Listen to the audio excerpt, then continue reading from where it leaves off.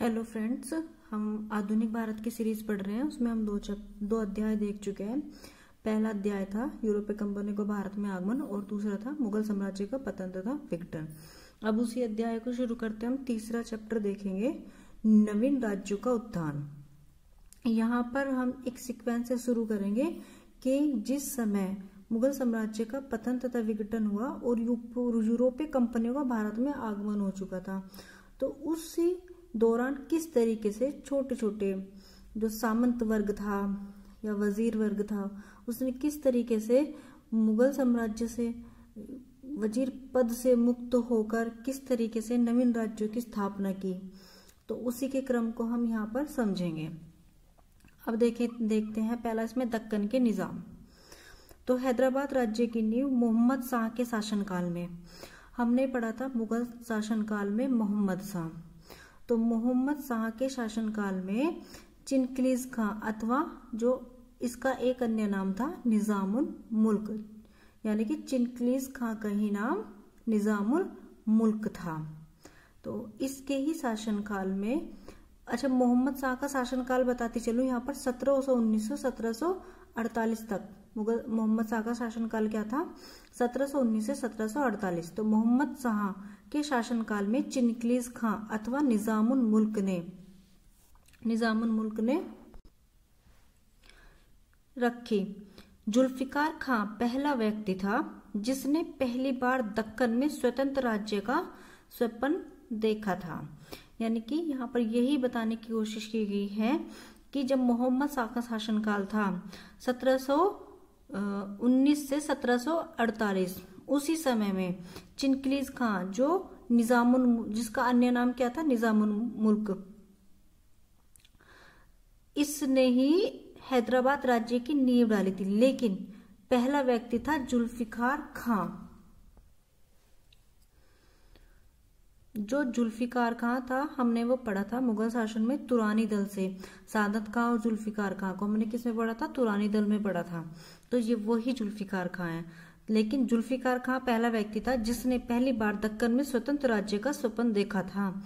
1720 में चिनक्लीज खां को दक्कन का सूबेदार नियुक्त किया गया। यानी चिनक्लीज खां जो था, इसको दक्षिण का सूबेदार नियुक्त कर दिया गया। इसने ही 1722 में इसे ही कहाँ पर, पहले तो इसे नियुक्त कर दिया गया दक्षिण का सूबेदार, लेकिन बाद में इसे वापस दिल्ली बुला लिया गया तथा फिर इसे वजीर का पद दे दिया गया। दरबार के षड्यंत्र वातावरण से परेशान होकर उसने, यानी क्षुब्ध होकर उसने दक्कन जाने का विचार कर लिया। यानी कि वो फिर से दक्षिण भारत के क्षेत्र में ही जाना चाहता था। 1723 ईस्वी के अंत में शिकार अभियान के बहाने उसे दक्कन की ओर प्रस्थान कर लिया। किसने, चिनक्लीज खां ने। इस समय दक्षिण भारत का सूबेदार मुबारिज खां था। यानी कि जिस समय वापस आ रहा था चिनक्लीज खां, उस समय दक्षिण का सूबेदार कौन था, मुबारिज खां था। मोहम्मद शाह ने मुबारिज खां को आदेश दिया कि वे निजाम को जीवित अथवा मृत उपस्थित करें। यानी मुगल शासक मोहम्मद शाह ने आदेश दिया। 1724 ईस्वी में सकूर खेड़ा के युद्ध में चिनक्लीज खां ने, यानी कि जो वापस दक्षिण भाग गया था, ने मुबारिज खां को मार डाला और दक्कन का स्वामी बन गया। मजबूर होकर मोहम्मद शाह ने चिनक्लीज खां को दक्कन का वायसराय नियुक्त कर दिया और उसे आसफ जहां की उपाधि भी दे दी। चिनक्लीज खां ने 1725 ईस्वी में हैदराबाद को अपना राजधानी बनाया। यानी कि इसने क्या हो गया, फिर हैदराबाद को ही अपनी राजधानी बना लिया। आज के समय में हैदराबाद कहाँ पे पड़ेगा, किस राज्य में है, आंध्र प्रदेश में। अब यहाँ पर आ जाओ, रुहेले तथा बंगस पठान, यही अपना गंगा घाटी के क्षेत्र वाला रुहेलखंड क्षेत्र। गंगा की घाटी में रुहेलों तथा बंगस पठानों ने भी स्वतंत्र राज्य स्थापित किए। एक अफगान वीर दाऊद तथा उसके पुत्र अली मोहम्मद खान ने बरेली में एक छोटी सी जागीर का विस्तार कर, किसने, अली मोहम्मद खान ने रुहेलखंड को एक स्वतंत्र राज्य स्थापित कर लिया जो उत्तर में कुमायूं से दक्षिण में गंगा तक फैला हुआ है। इससे कुछ दूर पूर्व में मोहम्मद खां बंगस ने, जो एक अन्य अफगान वीर था, फर्रुखाबाद की जहांगीर को एक स्वतंत्र राज्य बना लिया। बाद में इसने बुंदेलखंड तथा इलाहाबाद के प्रदेशों पर अपना प्रभुत्व जमा लिया। इसके बाद फिर देखते हैं राजपूतों को। राजपूत औरंगजेब की नीतियों से अप्रसन्न थे, यानी कि वो उससे खुश नहीं थे औरंगजेब से। 18वीं शताब्दी में मुगल साम्राज्य की दुर्बलता से लाभ उठाकर उन्होंने अपनी स्वाधीनता घोषित कर दी। बहादुर शाह ने 1708 ईस्वी में जोधपुर पर आक्रमण किया। अजीत सिंह ने अधीनता तो स्वीकार कर ली, परंतु शीघ्र ही उसने जयसिंह द्वितीय तथा दुर्गादास राठौर के साथ मिलकर मुगलों के विरुद्ध, ये जो अजीत सिंह थे ये हमारे जोधपुर से थे, परंतु शीघ्र ही उन्होंने जयसिंह द्वितीय तथा दुर्गादास राठौर के साथ मिलकर मुगलों के विरुद्ध एक गठजोड़ बना लिया। 1714 ईस्वी में मुगल सेनापति हुसैन अली ने जोधपुर पर आक्रमण किया। अजीत सिंह को अपनी पुत्री का विवाह मुगल सम्राट फिर फर्रुख शेर से करना पड़ा था, यानी अजीत सिंह ने अपनी पुत्री का विवाह फर्रुख शेर से कर दिया था। संयत बंधुओं ने अजीत सिंह को अपनी ओर मिलाने के लिए उसे अजमेर तथा गुजरात की सूबेदारी प्रदान की, जिस पद पर वह 1721 तक बना रहा। संयत बंधु विरोधी दल ने जयपुर के महाराजा जयसिंह द्वितीय को 1721 में आगरा का सूबेदार नियुक्त किया और मोहम्मद शाह के समय में उसे गुजरात का क्षेत्र दे दिया। ठीक है, अब यहीं पे देखते हैं हम राजपूतों में ही सवाई जयसिंह को।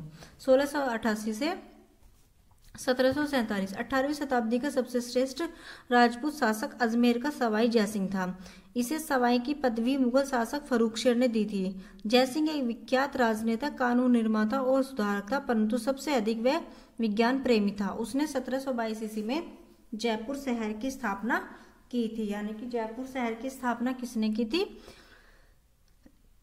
सवाई जयसिंह ने की थी। जयसिंह एक महान खगोल शास्त्री भी था।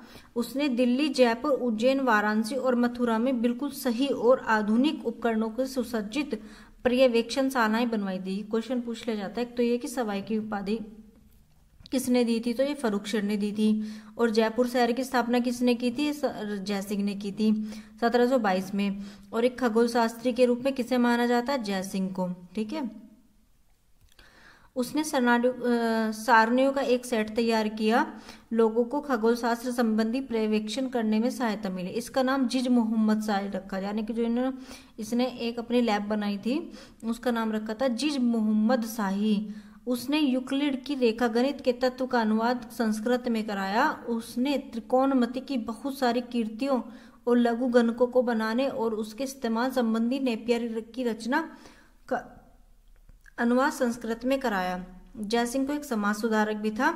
उसने कानून लागू करने की कोशिश की जिससे लड़कियों की शादी में किसी राजपूत को अत्यधिक खर्च करने के लिए मजबूर न होना पड़े। उसके बाद देखते हैं जाट। जाट दिल्ली, मथुरा और आगरा के समीपवर्ती क्षेत्रों में कृषि कार्य करने वाले मूलतः जमींदार थे। इन्होंने औरंगजेब की नीतियों के विरुद्ध विद्रोह कर दिया। सर्वप्रथम विद्रोह तिलपुत के जमींदार गोकुल ने 1669 ईस्वी में किया, परंतु 1686 ईस्वी में राजा राम एवं रामचेरा ने विद्रोह किया। मनुची ने लिखा है कि राजा राम ने सिकंदरिया स्थित अकबर के मकबरे में घुसकर उसे जला डाला।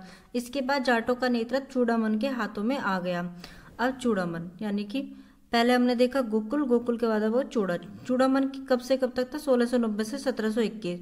चूड़ामन ने 1700 ईस्वी में भरतपुर राज्य की नींव डाली। उसने थीम नामक स्थान पर एक सुदृढ़ दुर्ग बनाया तथा मुगलों की शक्ति को चुनौती दी।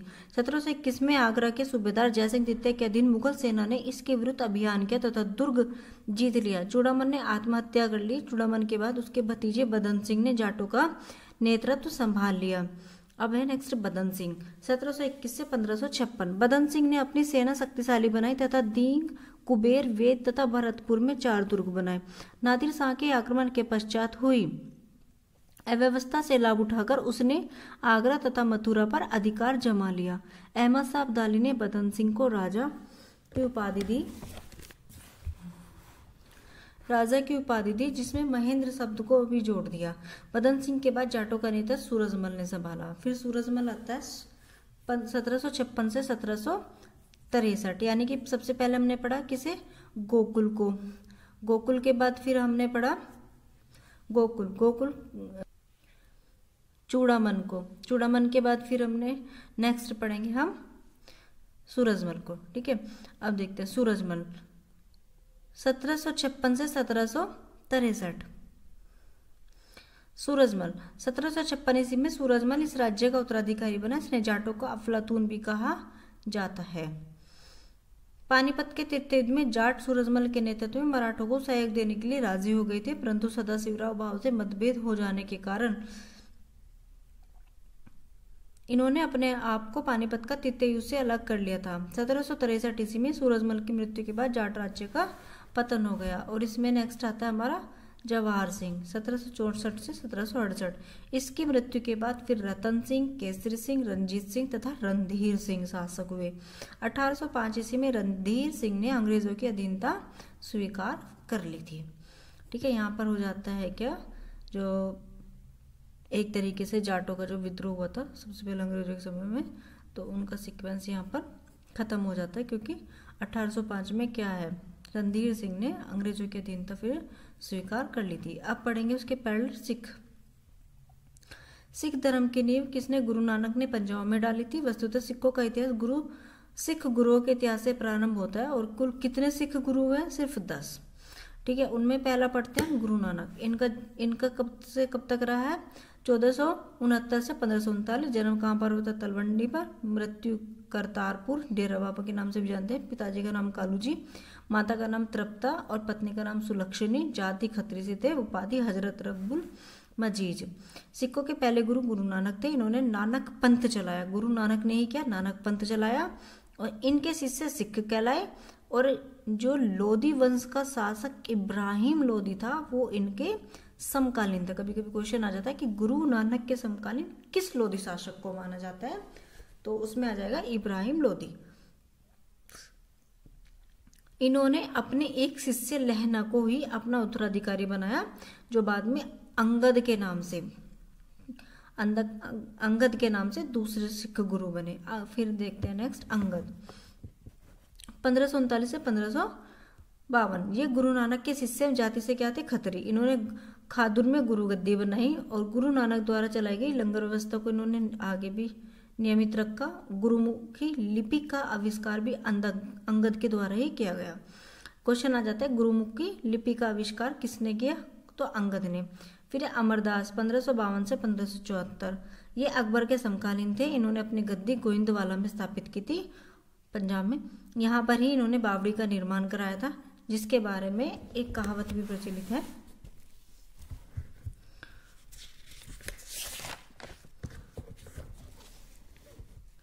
इसका पानी पीने से सभी रोग दूर हो जाते हैं।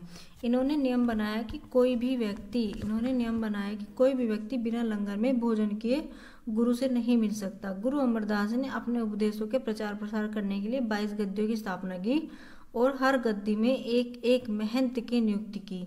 मुगल सम्राट अकबर इनसे मिलने स्वयं गोविंदवाला गया था। अकबर ने अमरदास की बेटी बीबी भानी के नाम पर कुछ जमीन दी। अमरदास ने अपने दामाद एवं शिष्य रामदास को ही अपना उत्तराधिकारी बनाया। अब कभी कभी क्वेश्चन आ जाता है कि अकबर ने कौन से सिख गुरु की बेटी को कुछ जमीन दी थी, तो ये अमरदास की बेटी बीबी भानी के नाम कुछ जमीन दी थी। अब नेक्स्ट देखते हैं रामदास था 1574 से 1581। ये अकबर के समकालीन तथा अमरदास के दामाद थे। अकबर ने इन्हें रामदास को 500 बीघा जमीन दी थी, यानी अमरदास की बेटी बीबी भानी को कुछ जमीन दी थी और लेकिन रामदास को इन्होंने 500 बीघा जमीन दी थी। इस जमीन पर इन्होंने अमृतसर नामक, यानी कि जो आज का अमृतसर शहर है, वो रामदास के समय में ही बसाया गया था और वो जमीन अकबर ने दी थी इन्हें। पहले इस नगर का नाम रामदासपुर था। इन्होंने इस नगर निर्माण में धन की आवश्यकता के कारण अपने अनुयायियों को पैसा वसूलने के लिए भेजा। इन अनुयायियों को रामदासी कहा जाता था। रामदास ने अपने तीसरे पुत्र अर्जुन को उत्तराधिकारी नियुक्त करके गुरु का पद अब क्या बना दिया, पैतृक बना दिया।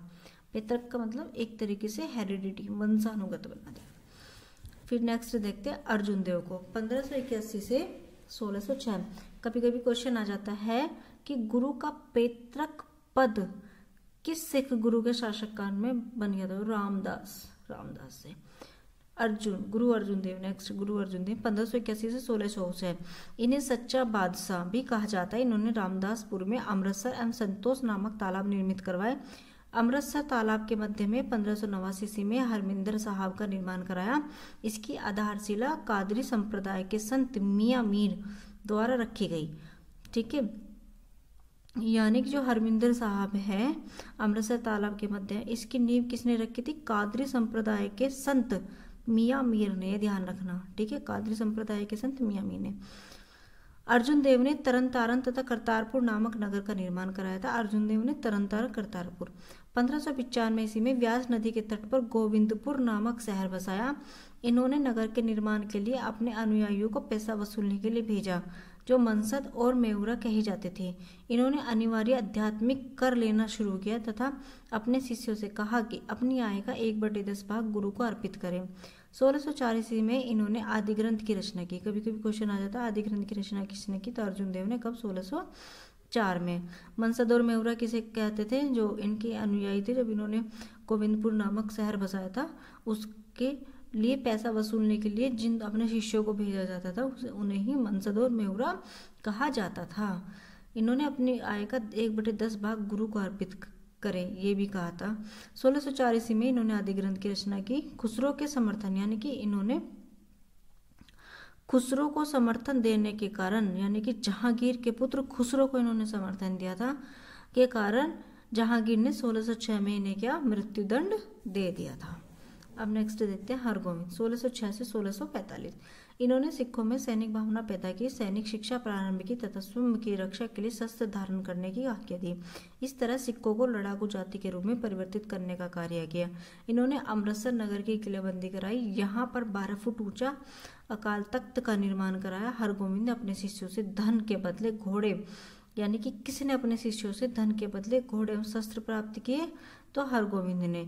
इन्होंने शिष्यों को मांसाहार की आज्ञा दी। अपने पिता को जुर्माने की रकम न चुकाने के कारण जहांगीर ने इन्हें 2 वर्ष तक ग्वालियर के किले में कैद रखा। इन्होंने कश्मीर में कीरतपुर नामक नगर बसाया।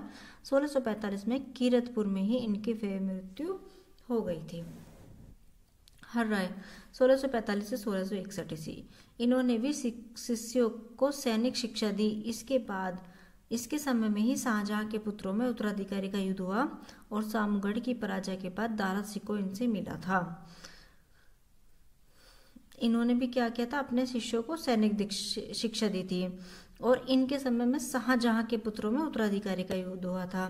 और जब सामूगढ़ का युद्ध हुआ था तो इन्होंने दारा सिकोह को इन्होंने क्या किया था? एक तरीके से सपोर्ट किया था।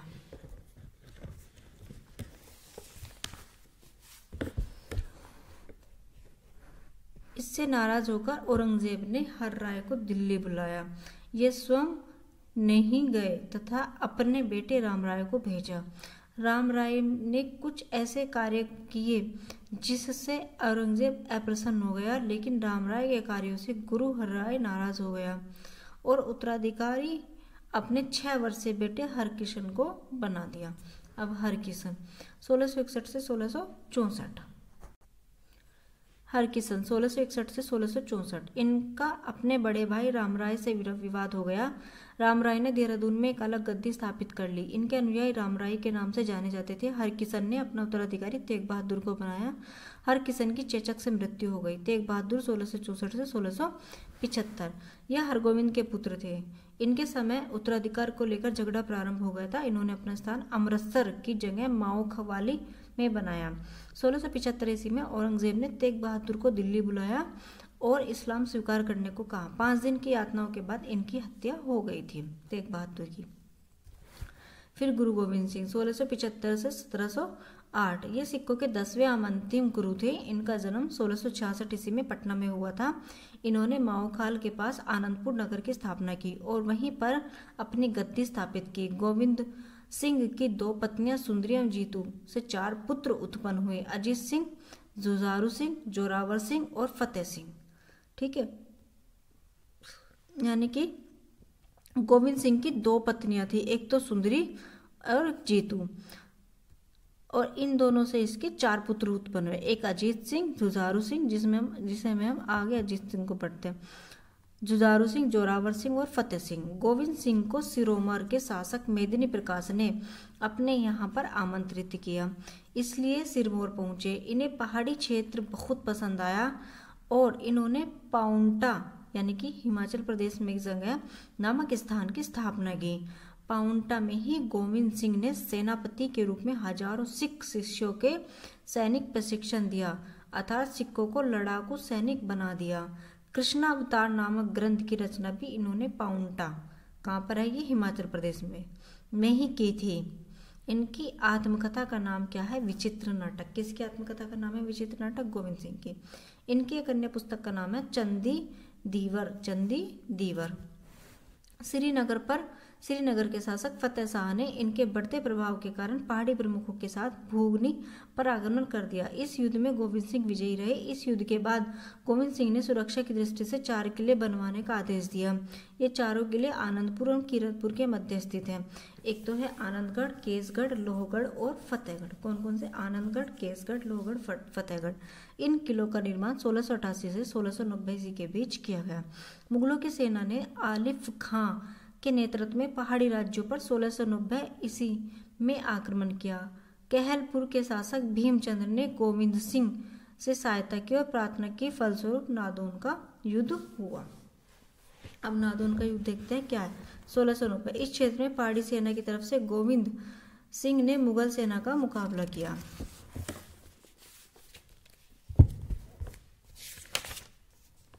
इस युद्ध में क्या हुआ, गोविंद सिंह विजयी रहे।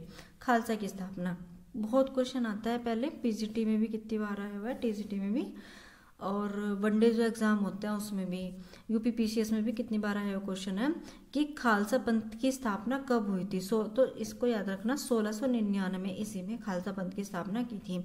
खालसा का क्या अर्थ है, खालसा का शुद्ध या विशेष है। वैसाखी के अवसर पर इन्होंने अपने सभी अनुयायियों को केसगढ़ बुलाया। यहाँ बड़े नाटकीय ढंग से इन्होंने अपने अनुयायियों की परीक्षा ली, जिसमें जीवन बलिदान करने के लिए 5 लोग आगे आए। लाहौर का दयाराम खत्री, दिल्ली का जाट धर्मदास, द्वारका का दर्जी मोहकचंद छीमा, जगन्नाथ का हिम्मत भीवर और बीदर का भाई साहबचंद। इन्हें पंच प्यारे कहा गया है। यहीं से सिख पुरुष अनुयायी अपने नाम के आगे सिंह तथा महिलाएं अपने नाम के आगे कोर लगाना शुरू किया। उन्होंने सिख अनुयायियों से 5 वस्त्रें धारण करने को कहा, केस, कंघा, कच्छा, कड़ा और कृपान। गोविंद सिंह ने 80,000 की खालसा सेना तैयार की उस समय में। फिर आनंदपुर का प्रथम युद्ध। इस युद्ध में औरंगजेब के आदेश पर भीमचंद्र ने 1701 ईस्वी में आनंदपुर पर आक्रमण किया, परंतु पहाड़ी सेना पराजित हुई। पहाड़ी सेना की सहायता के लिए सरहिंद के सूबेदार वजीर खान ने सेना भेजी, फलस्वरूप आनंदपुर का द्वितीय युद्ध हुआ। आनंदपुर का द्वितीय युद्ध 1704। इस युद्ध में गोविंद सिंह के 2 बेटे जोरावर सिंह और फतेह सिंह तथा गोविंद सिंह की मां बंदी बना ली गई, परंतु गोविंद सिंह अपनी सेना के साथ भागने में सफल रहे। बंदी बनाकर तीनों को सरहिंद लाया गया तथा इस्लाम स्वीकार करने के लिए कहा गया। मना करने पर जोरावर सिंह तथा फतेह सिंह को 27 दिसंबर 1704 ईस्वी को दीवार में जिंदा चिनवा दिया गया। इस घटना को देखकर ही गोविंद सिंह की मां की भी मृत्यु हो गई, जोरावर सिंह और फतेह सिंह को। ठीक है, अब इनके 4 बेटे पड़े थे ना, एक तो जोरावर सिंह, एक फतेह सिंह, एक अजीत सिंह और एक थे जुझारू सिंह। ठीक है, तो उसमें जोरावर सिंह और फतेह सिंह को 27 दिसंबर 1704 को दीवार में जिंदा चिनवा दिया गया था। अब बचता है अजीत सिंह और जुझारू सिंह। ठीक है, 2 पुत्र गुरु गोविंद सिंह के। अब नेक्स्ट है चकमोर का युद्ध 1705। यह युद्ध गोविंद सिंह और मुगल सेना के बीच हुआ। इस युद्ध में गोविंद सिंह के शेष 2 बेटे अजीत सिंह तथा जुझारू सिंह भी मारे गए। गोविंद सिंह अपनी सेना के साथ भाग गया। अब देखते हैं किदराना का युद्ध 1705। इस युद्ध में गोविंद सिंह विजयी रहे तथा मुगल सेना वापस लौट आई।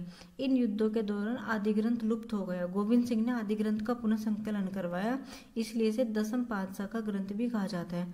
औरंगजेब के पुत्रों के उत्तराधिकारी के युद्ध में गुरु गोविंद सिंह ने बहादुर शाह का साथ दिया। नादेर नामक स्थान पर गोदावरी नदी के तट पर एक पठान अजीम खान द्वारा गोविंद सिंह को घायल कर दिया गया, लेकिन अजीम खान को गोविंद सिंह ने मार डाला। मरने से पहले गुरु गोविंद सिंह ने 2 बातें निश्चित की कि गुरु गद्दी समाप्त कर दी, जहां भी गुरु को मारने वाले 5 लोग उपस्थित होंगे वहीं गुरु उपस्थित हो। जाएंगे। गुरुबानी ही गुरु के शब्द हैं। गुरुबानी ही क्या है? गुरु के शब्द हैं। गोविंद सिंह ने अपने एक शिष्य बंदा बहादुर को राजनीति नेतृत्व ग्रहण करने को कहा तथा एक बड़ी शिष्य मंडली के साथ उसे पंजाब भेजा। अब नेक्स्ट देखते हैं बंदा बहादुर।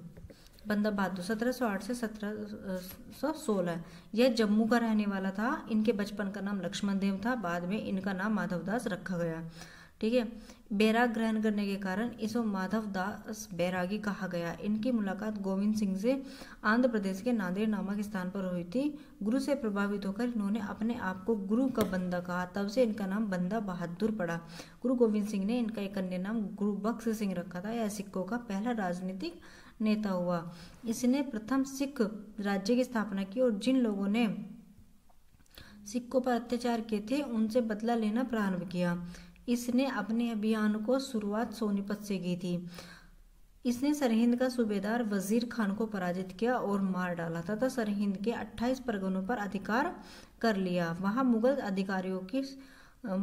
अधिकारियों को हटाकर सिख अधिकारियों की नियुक्ति की। इसने गुरु नानक और गुरु गोविंद सिंह के नाम के सिक्के चलवाए और सिख राज्य की मोहर बनवाई।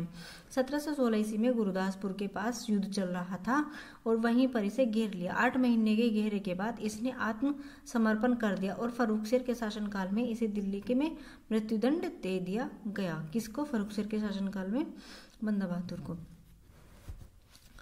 अब सिख नेतृत्व यानी कि अब सिख जो लोग थे वो यानी सिख सैनिक जो थे यानी कि वो क्या हो गए? अब नेतृत्व विहीन हो गए।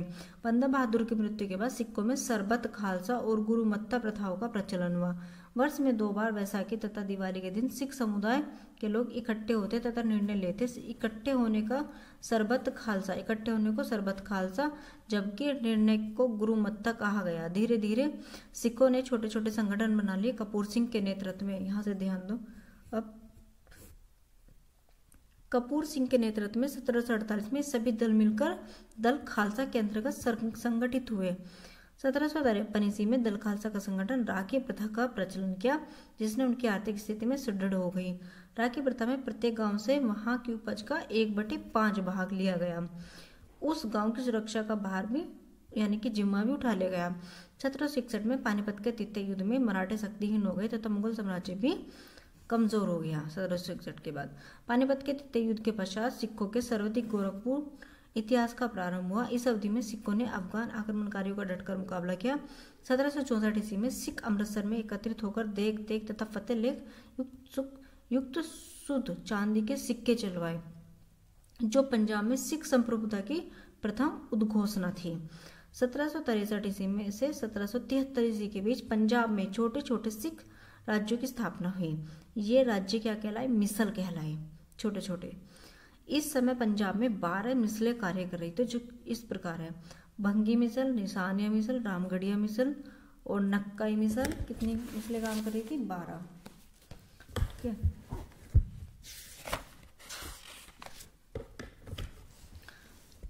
आलूवालिया मिसल, कन्हैया मिसल और करोड़ा सिंधिया मिसल, सुकरचाकिया मिसल, दल्ले हवाला मिसल, फिजलपुरिया मिसल, फुलकिया मिसल, धनई मिसल। इनमें से 5 शक्तिशाली मिसलें थी: भंगी, आलूवालिया, सुकरचाकिया, कन्हैया तथा नक्कई। इनमें भंगी मिसल सबसे शक्तिशाली थी। इसका अमृतसर, लाहौर और पश्चिम पंजाब के कुछ इलाकों पर अधिकार था, जबकि सुकरचाकिया मिसल के प्रमुख रंजीत सिंह हुए। सुकरचाकिया मिसल के प्रमुख कौन हुए? रंजीत सिंह। अब रंजीत सिंह से शुरू करेंगे हम नेक्स्ट वीडियो में, वरना बहुत ज़्यादा बड़ी हो जाएगी और फिर कुछ समझ में भी नहीं आएगा। तो इसमें हम फिर सिखों का प्रशासन देखेंगे और अमृतसर की संधि आगे देखेंगे और रंजीत सिंह, यानी कि काफ़ी इम्पोर्टेंट होने वाला है आगे आगे। तो वो देखते हैं नेक्स्ट वीडियो में। ओके।